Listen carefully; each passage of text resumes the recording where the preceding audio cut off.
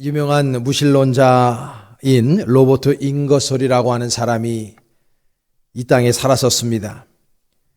자기 나름대로는 매우 큰 지식인이었고 아주 똑똑한 사람이었고 대학에서 강의하는 교수의 직임을 가지고 있었던 사람이기도 했습니다. 이 사람이 한 번은 강의를 하면서 자신들의 제자들 앞에 시계를 하나 꺼내놓고 타임을 5분으로 맞춰놓습니다. 그리고 제자들에게 하는 이야기가 지금부터 내가 하나님께 5분의 시간을 줄 것이다. 그리고 그 5분 동안에 하나님을 내가 매우 욕을 할 것인데 그렇게 5분이 지나서도 내가 살고 나에게 아무 일이 일어나지 않는다면 하나님은 없는 것이다. 이렇게 이야기를 하고 5분 동안 타이머를 해놓고 지속적으로 5분 동안 입에 담지도 못할 욕을 하나님 앞에 막 하는 겁니다. 5분 자명종이 울리고 난 다음에 이 사람은 멀쩡히 살아 있었습니다. 그러니까 잉거종이 하는 이야기가 인간이 승리자고 하나님은 패배자이다. 신은 죽었다. 하나님은 없다. 신은 존재하지 않는다라고 선언하는 것이었습니다. 이 이야기를 들은 그 대학의 신학과 교수인 데오도르 파커라고 하는 교수가 씩 웃으면서 이런 얘기를 합니다. 과연 하나님께서 실패하셨을까? 하나님께서 정말 존재하시지 않는 걸까? 저 무지몽매한 영적으로 무지해서 하나님을 알지 못하고 하나님 없다고 주장하고 하나님을 욕한 저 사람을 인내하고 참아주는 하나님 아버지는 살아 계시다라고 그가 이야기를 합니다. 여러분, 우리는 잉거솔과 같은 그러한 무지한, 영적으로 매우 무지한 사람들이 얼마나 많은지 몰라요. 지금 세상에 보면 하나님은 없다고 주장하고 하나님 없는 것을 좋아하는 사람 너무나 많아요. 왜냐하면 내 뜻대로, 내 방식대로, 내 주장대로 내가 내 인생의 주인이 되어서 살고 싶은 사람들로 득실되기 때문입니다. 하나님 아버지를 인정하게 되면 하나님 아버지의 뜻을 따라야 되는데 나는 여전히 내 뜻을 따르길 원합니다. 내 주장대로, 내 멋대로 내 스스로 살아가길 원하는 거죠. 내 인생의 주인이 하나님이 아니라 나이길 원하는 마음을 가지고 그렇게 나는 살아가기 원하기 때문에 하나님이 없으면 좋은 거예요. 그래서 하나님 아버지를 인정하지 않는 삶을 현대인들이 얼마나 많이 살아가고 있는지 모릅니다. 그뿐이 아닙니다. 너무나 안타까운 것은 우리 그리스도인들 가운데에서도 하나님 아버지가 나의 진정한 아버지요 그분이 나의 진정한 주인 되심을 올곧게 온인격으로 인정하지 못하고 하나님 아버지를 나의 하수인격으로 나를 돕는 어시스턴트 정도로만 바라보고 내 인생 성공하는데 하나님이 도움을 주셔야 되는 분으로 내 인생을 만족하고 내 인생 행복하게 살아가야 되는데 하나님 아버지께서 나를 돕는 자로 그 정도로 여기며 신앙생활 하는 사람들이 얼마나 많이 있는지 알 수 없어요. 여전히 내 인생의 삶의 주인이 나입니다. 여러분, 그러나 하나님은 그런 분이 절대로 아닌 것이죠. 오늘 본문은 예수님께서 말씀을 전하실 때에 많은 비유를 통해서 예수님은 너무나 쉽게 모든 청중들에게 말씀을 하셨습니다. 그분의 메시지는 어렵지 않았습니다. 그 중에 한 비유의 말씀, 포도원 농부의 비유의 말씀을 해주시는 장면으로 오늘 말씀이 이루어져 있습니다. 내용은 이렇습니다. 한 집 주인이 포도원을 만듭니다. 그리고 포도원 주위를 울타리로 치고요. 그리고 포도원 그 중간에 망대를 짓습니다. 그리고 이분이 농부들, 소작농들을 몇 명 청해서 귀하고 아름답게 이 포도원 농사를 잘 지어달라고 부탁을 하고 잠시 타국에 갑니다. 이제 소출을 열매를 맺을 때가 되어서 그 주인이 집에 돌아오고 집에서 있는 종들 몇 명을 이 포도원에 보내죠. 그래서 포도원 그 소출을 얻으려고 하는 것입니다. 그럴 때 이 소작농들이 그 주인이 보낸 그 종들을 때리고 그리고 죽였다. 성경은 오늘 그렇게 표현하고 있습니다. 그것을 보고 이 주인이 다시 한번 더 많은 종들을 소작농들에게 보내서 포도 열매를 얻기를 원했습니다. 그런데 그 더 많은 종들에게도 소작농들이 똑같이 그들을 잡아 죽이고 때리고 돌로 치는 것이었습니다. 그리고 난 다음에 이 주인이 생각하기를 내 아들을 보내면 이들이 아마도 포도원에 그 포도 소출을 줄 것이다. 이 생각을 하고 아들을 거기에 보내는 거죠. 근데 아들을 보내서 그 아들이 자신들의 포도원으로 온다라고 하는 그 소식을 듣고 소작농들이 하는 이야기가 오늘 38절에서 39절에 이어 나옵니다.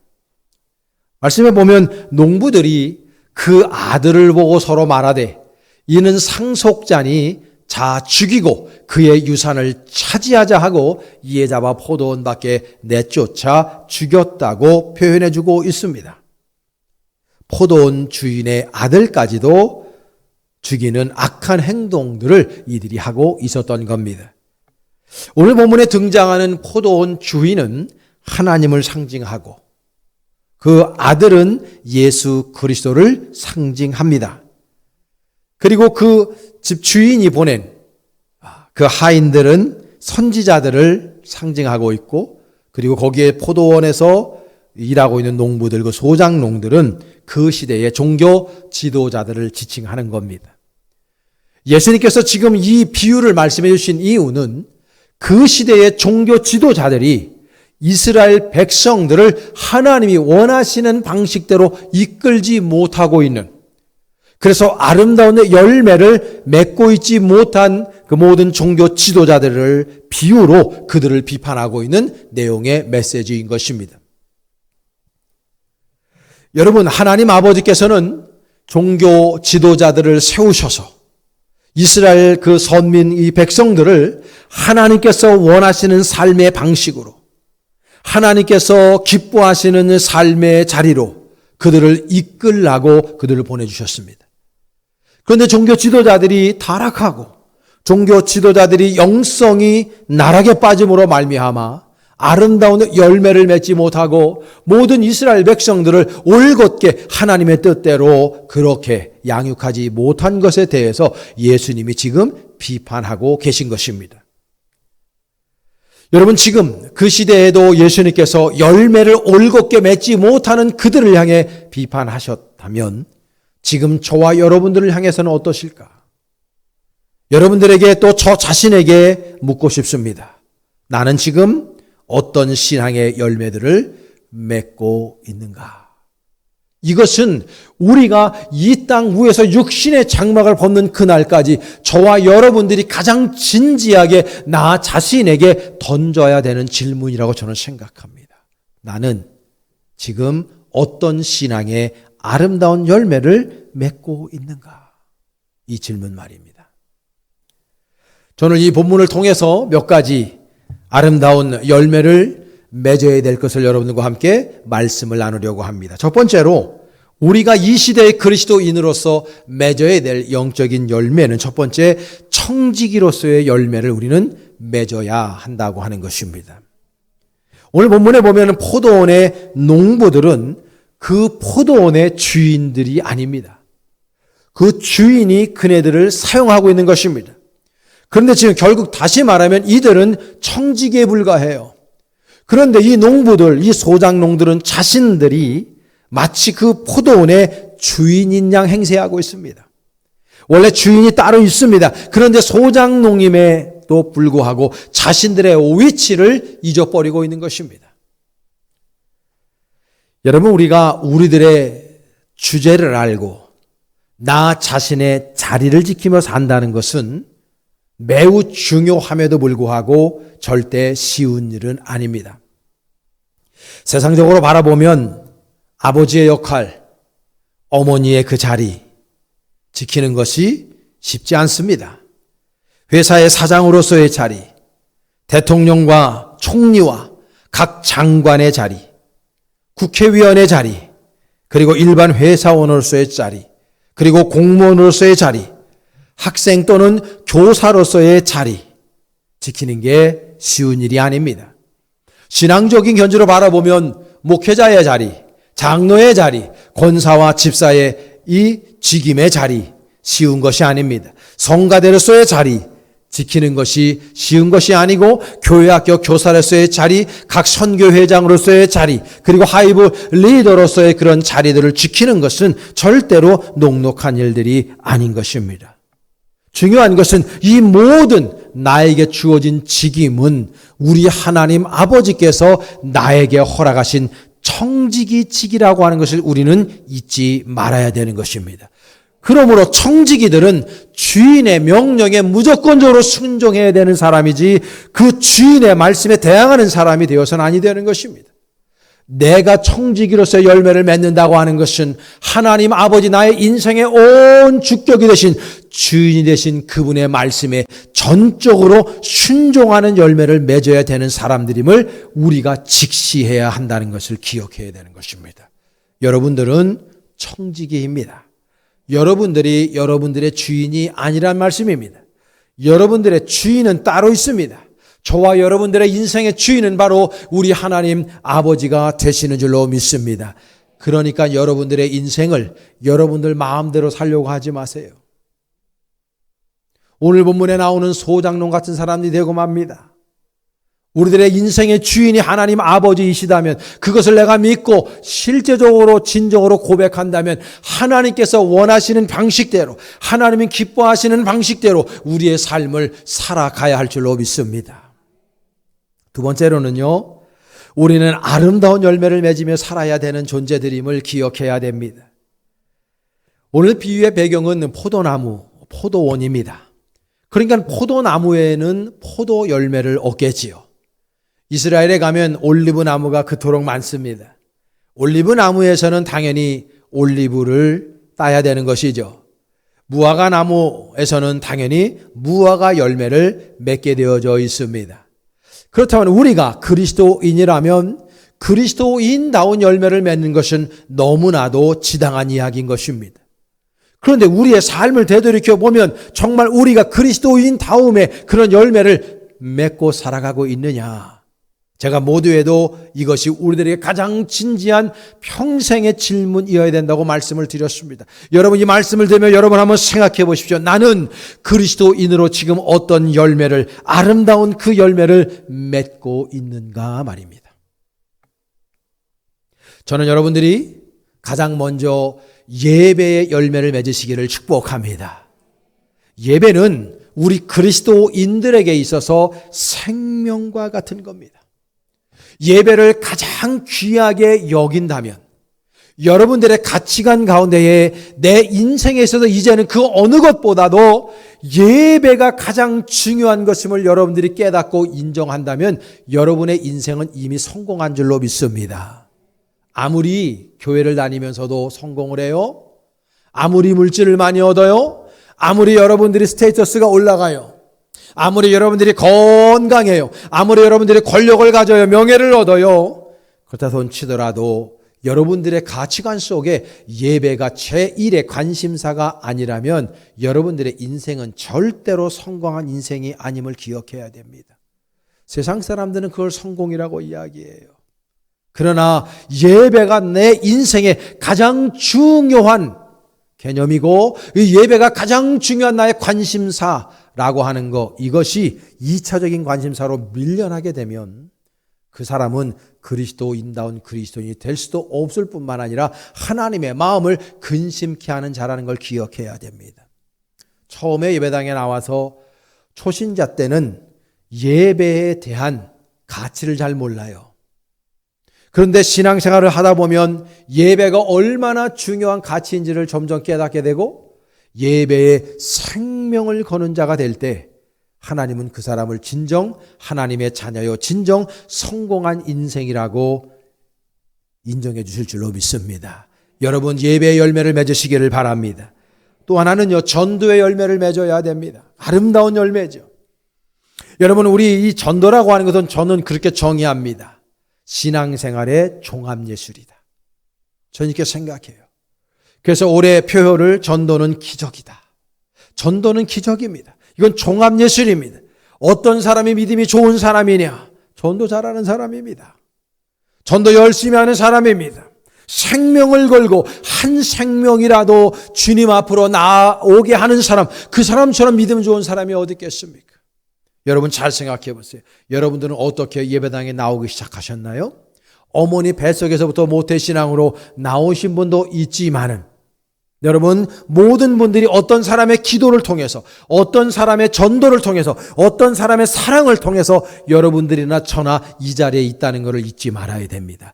여러분들을 예배당으로 이끈 그분, 여러분들이 모태신앙이라 한다면 그 부모님, 여러분들을 예수 그리스도로 이끈 그분의 공적을 절대로 잊어서는 아니 됩니다.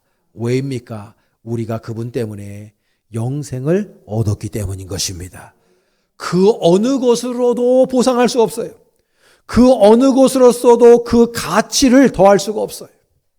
한 생명이 예수 믿게 되면 온 천하를 얻는 것보다 귀하다고 예수님께서 말씀해 주셨기 때문에 한 생명을 전도하는 것처럼 가장 귀한 것은 없고 전도의 열매를 맺는 사람처럼 귀한 그리스도인이 없다는 것을 여러분들이 기억하시기를 바랍니다.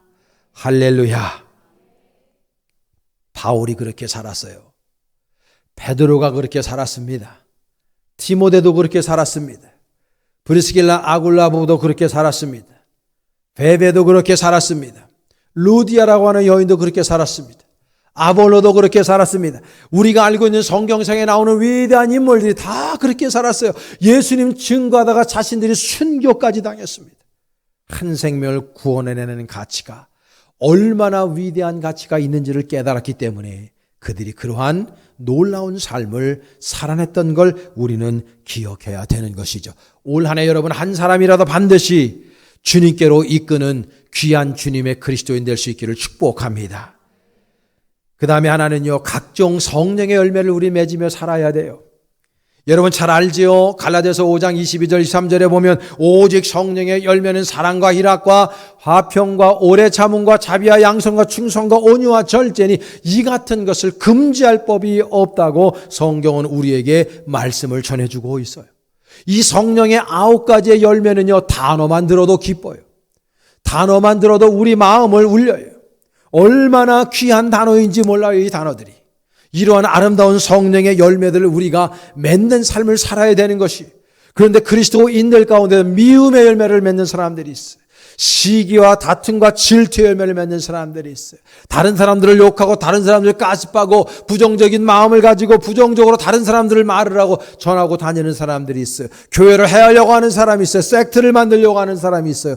분리하려고 하는 사람들이 있어요. 여러분 사탄이 좋아하는 열매들입니다. 하나님이 좋아하는 열매, 사탄이 제일 싫어하는 열매고 사탄이 제일 좋아하는 열매, 하나님이 제일 싫어하는 열매임을 여러분들이 기억하셔야 됩니다. 그래서 우리는요, 하나님께서 주시는 귀하신 은혜 가운데에 아름다운 성령의 열매를 맺으며 살아야 되는 존재들임을 여러분들이 기억하시기를 바랍니다. 마지막 하나는 우리는 머릿돌이 되어야 합니다. 머릿돌의 열매를 맺으며 살아야 된다는 것입니다. 오늘 보면 42절에 보니까 이렇게 되어 있어요. 여러분 다 함께 한번 봉독해 볼까요? 예수께서 이르시되 너희가 성경의 건축자들이 버린 돌이 모퉁이의 머릿돌이 되었나니. 할렐루야. 모퉁이의 머릿돌이 되었다. 여러분 고대 사회 때는요, 저 머릿돌이라고 하는 것은요, 모든 건축의 가장 근간이 되는 돌을 이야기합니다. 그래서 이 머릿돌이 둥글면 건물이 둥글게 나옵니다. 이 머리털이 직사각형으로 되어 있으면 그 건물 자체가 그 머릿돌에 의해서 직사각형으로 만들어집니다. 그렇기 때문에 머릿돌이 제일 중요해요. 어떤 돌을 갖다 놓느냐에 따라서 그 건축의 형태가 결정되게 만드는 돌이기 때문입니다. 여러분 우리가 머릿돌이 되어야 한다는 이 이야기는 여러분들이 길이 되라고 하는 이야기입니다. 우리 볼 때 교회에 기도 열심히 하는 분이 있다면 나도 저 집사님처럼 나도 저렇게 기도하는 사람이 될 거야. 여러분 우리 볼 때 제단에 기도의 길을 만드시기를 바랍니다. 기도의 머릿돌이 되는 것입니다. 나는 저분처럼 이렇게 열정적으로 전도하는 사람이 되기를 원한다고. 그러면 여러분들도 그런 사람이 되는 거 쫓아서 그렇게 살아가는 삶을 살게 될 뿐만 아니라 그 사람은 바로 전도의 머릿돌이 되는 것입니다. 섬기고 봉사하고 그리고 다른 사람들을 보듬어주고 다른 사람들을 선한 길로 이끌 수 있는 아름다운 리더의 역할, 하나님께서 저와 여러분들에게 허락하신 그 탤런트를 가지고 하나님의 나라를 확장을 위해서, 그리고 이웃을 위해서, 하나님을 위해서 아름답고 올곧게 그 여러분들이 가지고 있는 탤런트를 사용하실 때 우리들은 길이 됩니다. 여러분들이 모퉁이의 머릿돌이 될 수 있다는 것을 기억하시기를 바랍니다. 그러니까 저는 우리 볼 때 교회 안에 많은 머릿돌들이 있기를 바라요.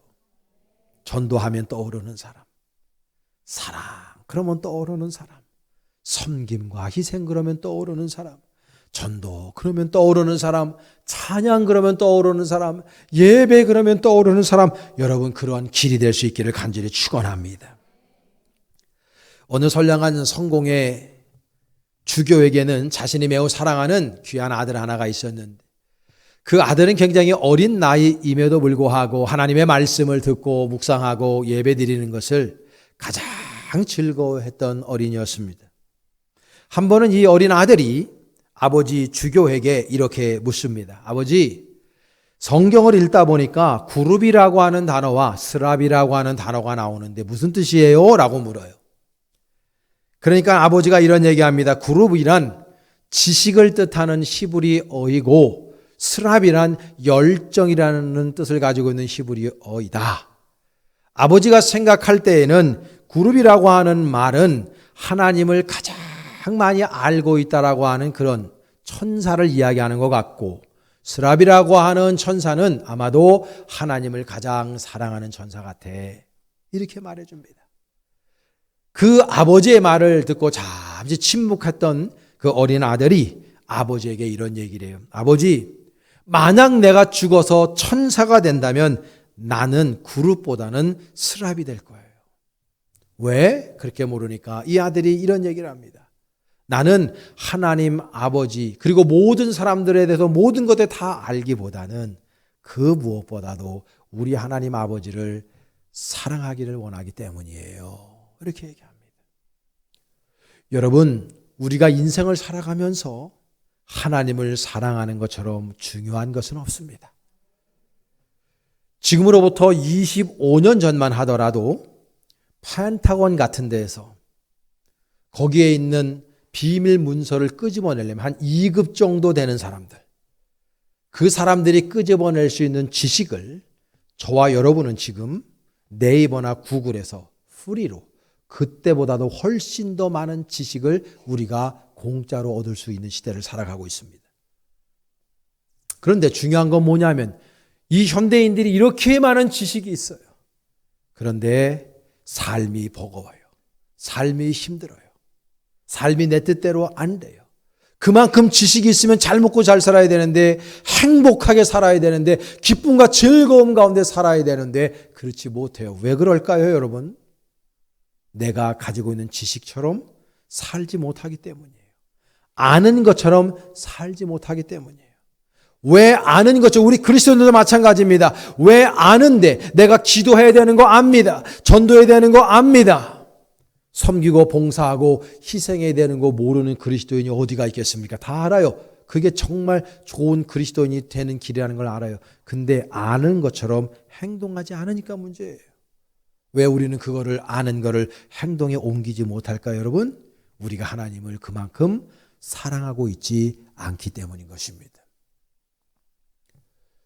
얼마 전에 읽은 책 가운데 시 가운데서 그런 시가 있더군요. 당신이 만약 누군가를 사랑한다면 사랑의 대상의 등어리를 보기 시작할 것이다. 어떤 사람의 등어리가 보이기 시작하면 당신은 사랑하고 있는 것이다. 왜냐하면 그 사람에게 관심을 갖고 있기 때문입니다. 누군가의 등어리가 보이기 시작하면 그 사람은 이미 사랑에 빠져 있는 사람이에요. 상대방에게 관심이 있기 때문입니다. 여러분, 우리가 하나님 아버지를 뜨겁게 사랑하게 되면 하나님께서 원하시는 일들을 하며 살 수밖에 없어요. 마태복음 25장 1절 3절에도 보면 우리가 예수 그리스도를 믿는 그 순간에 우리는 그리스도의 영적인 신부라고 말씀해 주고 있어요. 신랑 되신 예수님과 우리가 뜨거운 사랑을 나누게 되면 아름다운 열매를 맺는 것은 너무나도 당연할 것입니다.